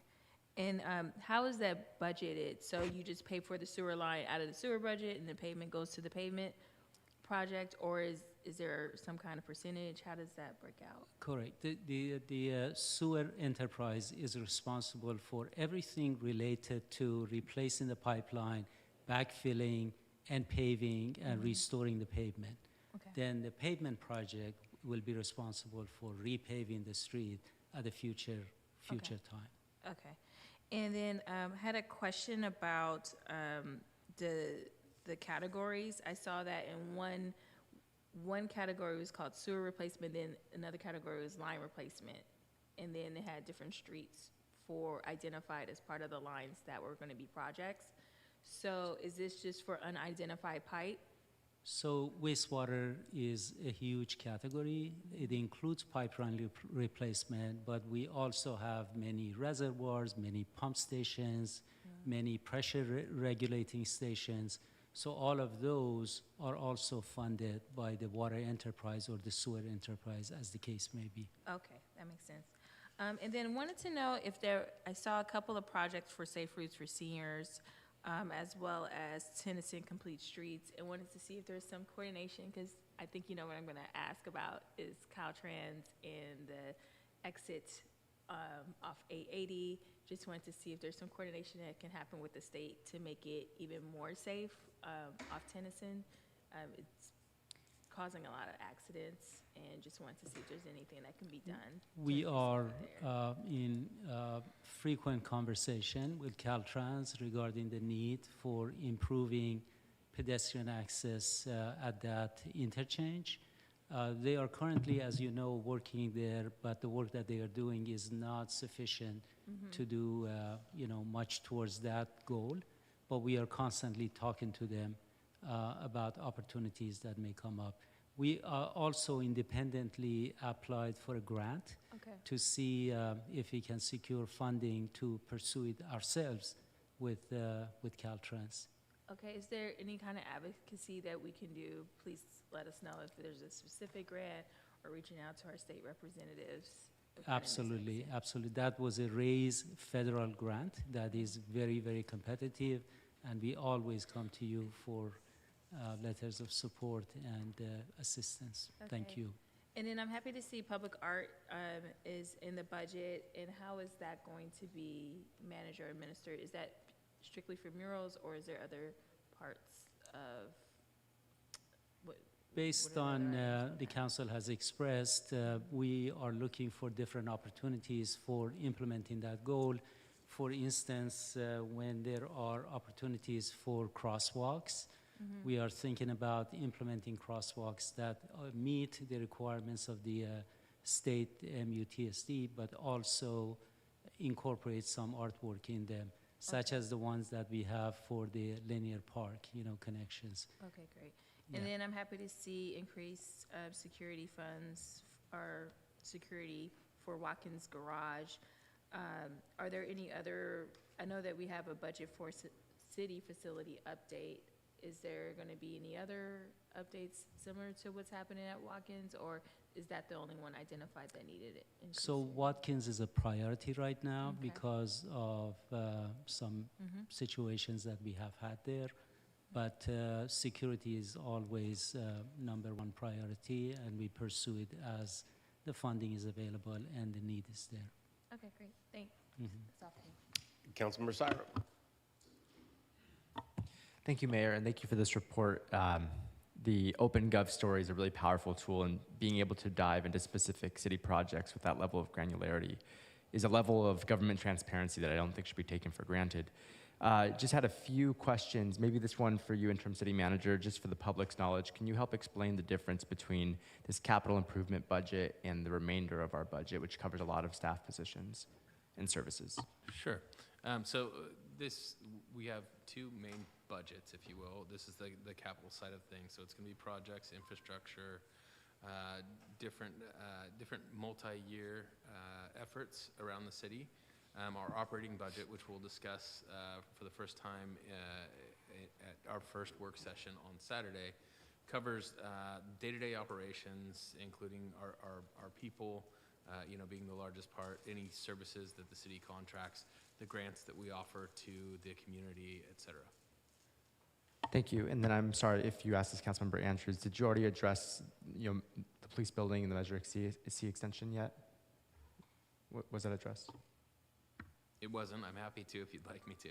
Please do. Yeah, so the city is currently, I think literally currently there is a survey out to the community asking for feedback and input as to whether or not you know, the things that may, that the community would support if they were to consider extending the city's district sales tax, which we know as Measure C. One of the things that will allow us to do is understand which projects that the community supports, and will allow us to do in stewarding those funds. One of the major expenses or projects that we would recognize and are asking about is the Public Safety Center. We've identified a site. We are working on plans. Funding source is a major piece of that project. I know it was mentioned by the caller that it wasn't included in the plan. That's not exactly true. On the last slide, it was mentioned on the unfunded. So it's not as though we haven't considered it, but there isn't, $150 to $300 million just sitting there ready to unload. We can't bid a project until we have the budget available for it. So we can, which we have spent plenty of time considering how best to build it, what should be included, what shouldn't, where it should be, those sorts of things. Until we find a source to budget those expenses, we're stuck in a holding pattern. We're doing our best not to allow that, not to waste any time, and we'll work towards that. And once we identify a specified funding source, we'll be ready to roll. Thank you for the explanation. A few other questions. So I know we're in the middle of, and this is for Director Mary, I know we're in the middle of the bus bench pilot, and I drove down Tennyson and I saw a few more installed, so thank you and your team for helping get those benches in. I know we're running this pilot until the end of the calendar year. We're still waiting for AC Transit's Realign program. I didn't see a specific line item for the installation of the benches. I'm wondering, would this be a mid-year budget adjustment after the pilot because the pilot's already been funded? I just wanted to understand where funding for future seats might fit into the picture. So as you mentioned, the pilot included 12 benches. 10 of them have already been installed. The other 2 are going to be installed in the next couple of weeks. And there are opportunities now for the users to comment on whether or not they like it or what improvements they want to see. And based on the feedback that we will receive, we'll come before you and ask for your approval to identify some funding and come for approval to go ahead and expand that project. And that expansion would be incorporated into the mid-year budget, I'm assuming? We can adopt it at any time. It Okay. doesn't have to be during midterm. Okay, thank you for that clarification. I'm seeing a decrease in funding around homeless navigation specifically. Is that because we've handed off some of those responsibilities to BACS? I'm trying to find the specific line item. Certainly that has something to do with it, but also we put some infrastructure in place over the last few years, and so we're not going to continue to spend at that rate to continue to build infrastructure necessarily, especially, a lot of the funds that we used to do that were ARPA related, and those were one-time funds, so we don't necessarily have a specified source for those as well. Got it. Just to clarify, this was 06955, the Hayward Housing Navigation Center. So I was just curious. There was a budget for it last year. I was wondering, did we close out a project? Is that why we're not seeing a continuation of funding there? Yeah, I believe so. Okay, thank you. And then last question was just around public art. I saw that the Russell City Engagement Art Piece does not have a budget for this year. Just some thoughts around the continuation. Is that being looped into the other recommendations and a budget's going to be put forward for whatever the synthesis of those projects are? I just wanted to make sure we didn't lose sight of getting a project into Heritage Plaza because that's been on our radar for a little bit. We will investigate that and report back to you. Thank you. Those are my comments. Thank you. Councilmember Bonilla. Thank you, Mayor. And thanks to staff for a great presentation. Thanks to the Planning Commission for reviewing this for conformance. I know that the CIP is an exciting document, but it's also a lengthy, thing to go through. So just want to appreciate everyone for their reviews, as well as our colleagues on the Infrastructure Committee, because I know that this went in front of them too. So it's been thoroughly vetted before coming here tonight, which I think is a testament to how comprehensive the presentation is, and I think our CIP is. I found the presentation tonight to be very informative. I like how we kind of walk through the big projects within each of the categories. And I also like the spread of the projects across the city. I've been looking at the CIP for probably, a decade now, so I really do appreciate how we've driven improvements through, this online budget book. It's very user-friendly, it's interactive, and it's easy to understand. I also appreciate us adding status reports because oftentimes we get questions from the public on, the status of these projects. So having that status report available is very beneficial. It's also really good to see that we're investing $158 million in needed capital improvements within our city. These are the things that oftentimes are behind the scenes, but we expect them to work, like when we flush our toilet, when we turn on our water, when we're driving down the roads. So seeing how we've so thoroughly prioritized this and our investment in this space is, I think, reassuring to our public, and everyone should really feel proud of the great work that's happening in the city. As it relates to the $690 million in unfunded projects, I was just wondering, I know we talked a little bit about a potential extension of Measure C. What other potential funding sources are we looking at to fund some of these needed capital improvements? I know, the majority of them are, kind of facilities related and things like that, but outside of Measure C potentially being extended, what other creative avenues have we looked at to be able to fund some of these projects? We are always looking for grant opportunities. For instance, for the safety building, we were hoping that we can get some funding from the Infrastructure Act, but then we realized that that funding is not available for any vertical structure, but only like water and sewer and those kinds of improvements. So we are constantly looking to see if there are opportunities for grant funding to fund some of those projects. That would be one source. Got it. Any others that we thought about? Or, because I guess, these projects are pretty important, and we've heard from some of the callers, tonight, that there's an interest in making sure that we're funding them when we're looking at a $690 million, set of unfunded but critical projects. It really does drive a call to action for how it is we fund these things and how it is as a community we come together and look at how we support our city and how we support these very important projects. So I just kind of want to put a potential plug in for how it is we work as a community to determine how it is we bring more revenue or more funds into the city to be able to fund these things that I think are directly attached to the quality of life for Hayward residents. I really like the view by fund. As Councilmember Syrup said, that really does drive a lot of transparency with our community, and it shows the public that we're using the funds as we intended to use them. So I just thought that that was a great move there. Livable neighborhoods, I appreciate the investment, and I'm excited about the investment in South Hayward with both the Stack Center and the La Vista Park project. And my last question here is related to the annual pavement rehab program. Yes. How do we prioritize what streets in Hayward get repaved? So first, let me say that one of the guiding principles that we have right now is equity, to make sure that the neighborhoods that either do not have as loud a voice as some other neighborhoods, or that they have not received their share of improvements in the past, get their share. So that is one area.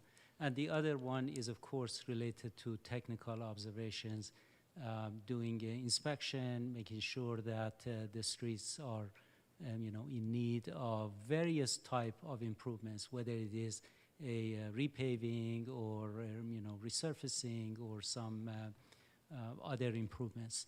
So we pick those, and of course we listen to our residents. We listen to our council members when you make observations or bring information in from public meetings and what have you. And with all of those and the again technical tools that are available to us from the Metropolitan Transportation Commission, we come up with a list of projects, and we try to concentrate them in one or two neighborhoods. We select different neighborhoods for implementation. Excellent. Thank you very much, and very excited to see these projects move forward. Great work tonight, and again, excellent presentation. Thank you. Thank you, Mayor. Councilmember Roach. Thank you. Thank you, Director Ameri, and to your staff. And was it Management Analyst Wolney that did the presentation? Correct. It was excellent. It was a great presentation. It was so clear and concise. It was a great use of examples for each project. I thought this was a presentation that completely warranted breaking the 5-slide rule, but you used them. You used them well. It was just really good. I just really appreciate how that all came together. So thank you.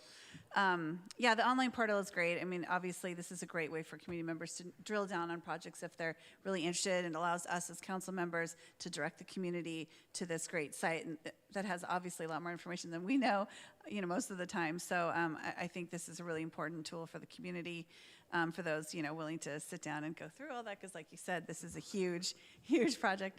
Let's see, I wanted to ask, as far as there was one thing that Management Analyst Walney said, was there was some transfer of funds where it was a zeroing out of a general fund transfer because Measure C funds are going to be. What was that? I just missed that point. Oh. Like what transfer? Like, is that just for a specific project, or was that? Michael, are you online? Can you respond to the question? So it's a reduction. Let me reshare my screen for that slide as well. One moment. Thank you. Yeah, that part went fast, and I just want to know if that was a specific project or. And was that current? And are you talking current Measure C funds, not potential future? Correct. Yeah. Correct. Correct. So it was just a net decrease in our general fund transfer, and we're replacing it with Measure C funds so that we reduce the impact to our general fund for fiscal year 25. So it's a combination of projects. Most of the money that has been reduced is from our fleet replacement and general fleet replacement category. So the example I gave was, for example, the fire department would be purchasing a vehicle. But depending on when we order it, it could be years until we receive the vehicle. So we're just reducing the number for better cash flow in future years. Okay, because I guess, sometimes so when we have Measure C funds, those sit out there in a separate fund. We don't consider them general fund, right? So when we say, is this a total of 2.65 million, or is that's reducing in that?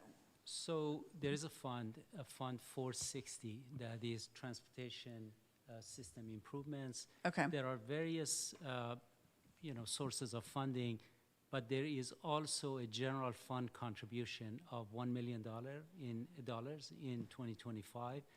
That was the total that it was decided that should come from Measure C instead. as Okay. opposed. So it's not one project. Okay. It's a accumulation of several projects in the fund.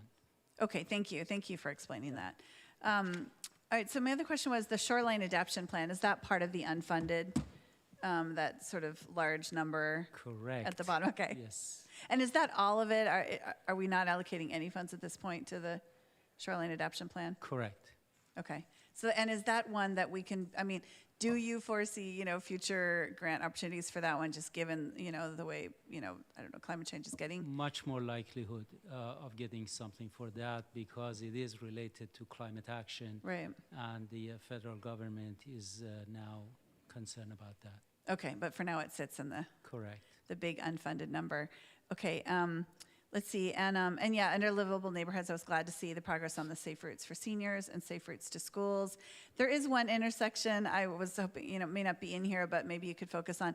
It's East Street and East Avenue. When East Avenue dumps into East Street, there's no stop sign. And I'd heard about it from a neighbor, but I actually experienced it in a very close call way. So just if you could look at that, I think it might warrant a stop sign. It's Absolutely. pretty yes. hairy, and I finally understand why people had been talking about that one. I think it's near the high school also, so I think it's right. something to look at. On the Orchard Avenue project, does this include any calming measures at the Orchard Avenue Mission?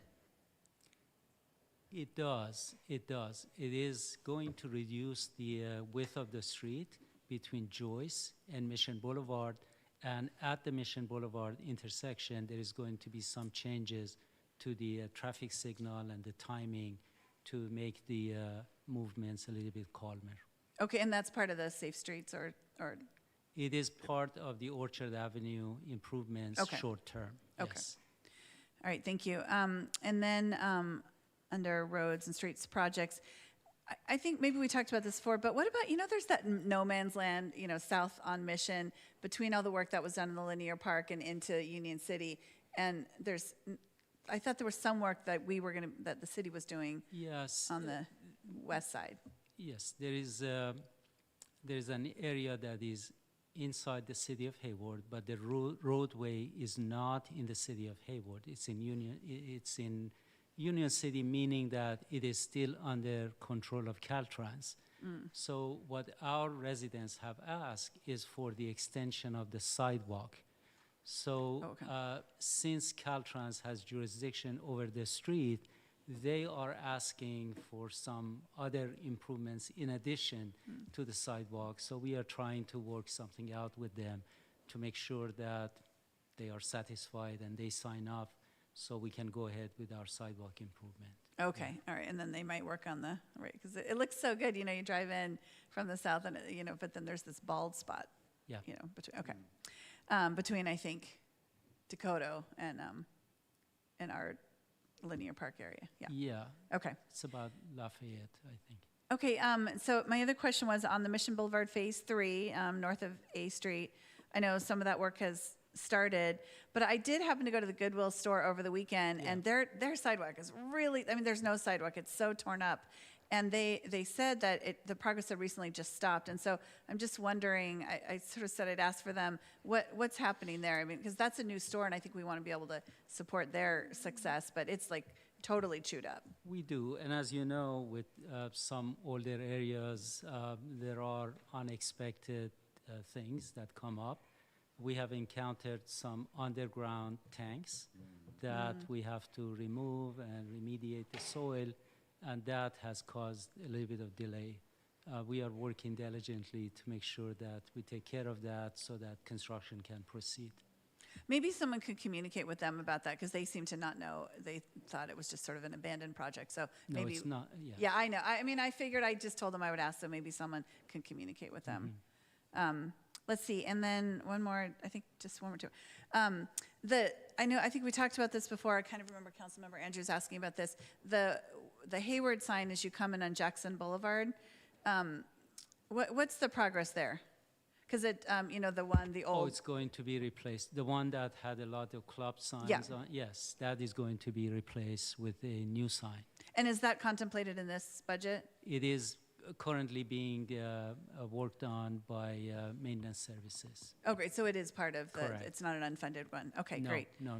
Okay, let's see, and I think that's it. Those are all my questions. Thank you again. This is a great presentation, and yeah, it's just great we can access all this information. The whole community can, so thank you. Thank you, Mayor. Thank you. First, I'd like to acknowledge my colleagues that are on the Infrastructure Committee, Councilmember Andrews and Councilmember Syrup. We heard this presentation a couple of weeks ago, and so I wanted to thank you for, was that? Bonilla? You're on infrastructure? I was. Oh. I heard this in infrastructure with you. Councilmember Bonilla and Councilmember Andrews. But it was, over the years, I remember, just to put this into perspective, over the years, I think the first infrastructure capital improvement project budget I got was a big binder of like 5,000 pages, and it was put on my desk, and it said, here, read this by Tuesday, And so, but over the years, we've shifted this whole thing to online. It's interactive, and it's got budgets, and it really is a nice a presentation. Secondly, I wanted to just, my comments are about a presentation that we heard this afternoon. Many here know that I've been participating in this new mayor's program at Harvard University in the Kennedy School, the Bloomberg Institute municipal government or something. I forget the whole title. But anyways, it's a Bloomberg-funded initiative, and I'm participating in this program with 40 other mayors all across the globe. Actually, there's mayors from South America, Africa, Europe, New Zealand. And there's 40 of us, and within this program, there's different strands that we take. One of the strand that I participated in the program, we call it the data strand. And what it involved was there were 6 Harvard graduate students who came to the city of Hayward, and we worked on a data-driven project that what we did. Let me see if I can summarize this. What we did was created a platform so that we can take an issue within the city and learn how to budget better. And what we did, or I should say what they did, was they created a modeling system. And today we just got a preliminary high-level presentation of what they did. But what they highlighted mostly was maintenance. It was looking at how to budget through this very sophisticated modeling platform. How can we budget better when we build infrastructure? How can we budget better when we include maintenance? Oftentimes when we build things, we don't budget for, or we limit our budgeting process to include maintenance and ongoing maintenance. And so anyways, today they delivered their preliminary report. A much fuller, robust report is forthcoming. But it was really interesting because the building that they used as reference is they used 2 buildings, the library and our firehouse, the fire station and training center. But all of this was designed and developed to sort of set our sights on the potential new public safety facility that we are going to be possibly planning for.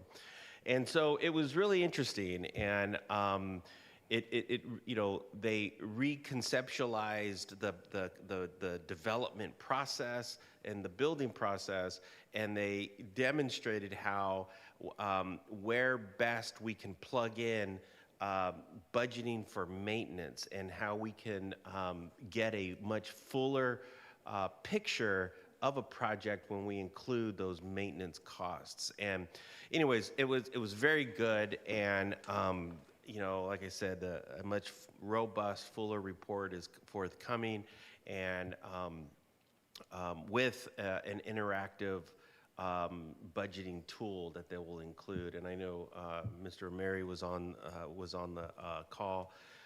They were here actually at City Hall presenting their data, and then this evening they're back out to they're flying all flying back out to Harvard. But it just really sort of put the CIP into perspective, in that as we plan forward in some of these big projects that we have, not just a public safety facility, but just, I know we're looking at possibly building another library in South Hayward, and some of the other infrastructure needs that we have, to include a department really that we often not include when we develop, and that is maintenance and maintenance services.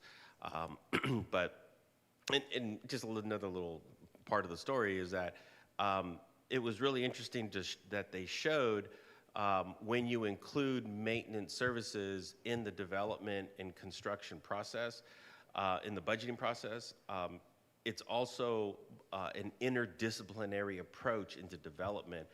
All the departments, all of the disciplines are sitting at a table planning and costing out all the different aspects of the building. And and so forth. Anyways, it was a very interesting presentation today, and I'm looking forward to the report. So.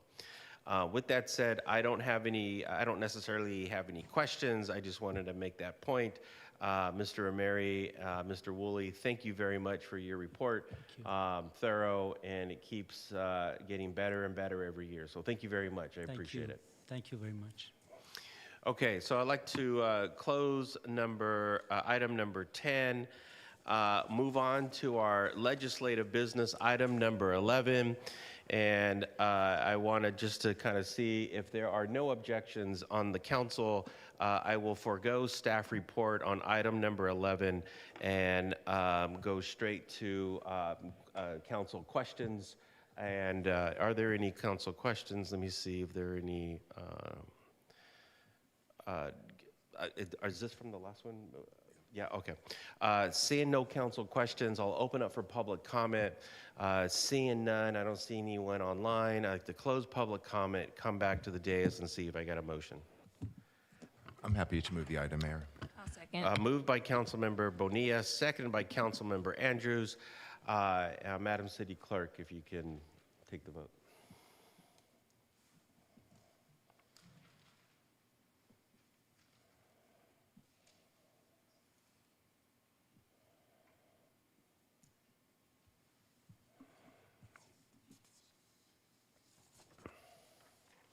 And it unanimously passes 7-0. Next, let's move on to council reports and announcements. Are there any council reports or announcements? I don't see. Oh, Councilmember Roach. Thank you. Because we didn't get to do this last week, I just wanted to thank the staff for the homegrown event that was in Fairway Park at Bidwell School, the Bidwell School site. The event was conceptualized by the People's Budget and organized by city staff, especially Irene Perez from the city manager's office with Mary Thomas and Zaki Badi, Emily Wang. It was a really great event. It was really appreciated by Fairway Park neighbors. I understand the staff even canvassed the neighborhood to raise awareness for it. I think they'd love to see more of that. So it was just it was a wonderful event for the community. So I wanted to thank staff for that. Thank you. Thank you. Anyone else? Yep, Councilmember Syrup. I just wanted to provide a brief update on the South Hayward Market. It is still in progress. Eden Youth is going to be the fiscal sponsor that is applying to BART for the permit. They have submitted their permit application and are in the process of ironing out that final date. So I will have updates and marketing materials forthcoming, but I just wanted to let the community know that it is chugging along. Thank you. Thank you. I just wanted to make a couple of report on a couple things. One is the last couple of weeks, I know some of us had the opportunity to participate, but I wanted to acknowledge 2 weeks ago there was the African American Student Achievement Recognition Night over at Chabot College, recognizing all of the African American students who have just in the Hayward Unified School District who have excelled and just have done some extraordinary work at school, and who are going from 6th grade to 7th grade and from 8th grade to 9th grade, and then of course who are graduating from high school. And last night was the Latina Heritage Latino Student Recognition Night, where again we had some extraordinary students who were being honored and acknowledged for their academic achievements over the years. And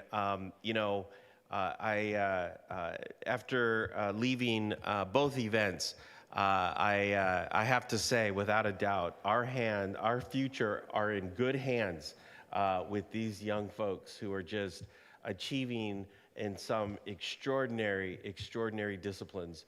Last night, one of the student speakers, she's graduating from Hayward High, and she's going on to Berkeley. She wants to be she's studying neuromedicine, but she wants to be a brain surgeon. And then the student from Mount Eden, I think she's going to Whittier College on a softball scholarship, and her major is sociology and political science. And then, of course, there was a student from Tennyson who, within a very short period of time, he's a student in World House, where that's where all the newcomers come to go to school, and then they transition there into the regular academic program. But within a very short period of time, came to the United States, went to World House, learned English within a very short period of time, and today is graduating literally at the top of his class. And he is, I forget where he was going to college, but just extraordinary achievement. It's just some extraordinary students. So I just wanted to wish all of those students just congratulations, and then wish, this is also a graduation season up at Cal State, at Chabot, and since I'm on the topic, on Friday, Chabot College had their annual scholarship luncheon where the Friends of Chabot College Foundation distributed a little over $118,000 to scholarships for students returning next year and those who are transferring to four-year colleges. So, we are certainly doing our part across the city to support our students at every level. And so I just wanted to congratulate everybody. I know for some students, school ends in June, but for some of us, not that I'm counting, but 10 more days. But anyways, so moving on, there are no council referrals. And before we adjourn, I just wanted to say thank you to staff for being here. And Lieutenant Wagner, be safe out there, and please tell your colleagues to be safe. With no other items on the agenda, meeting adjourned.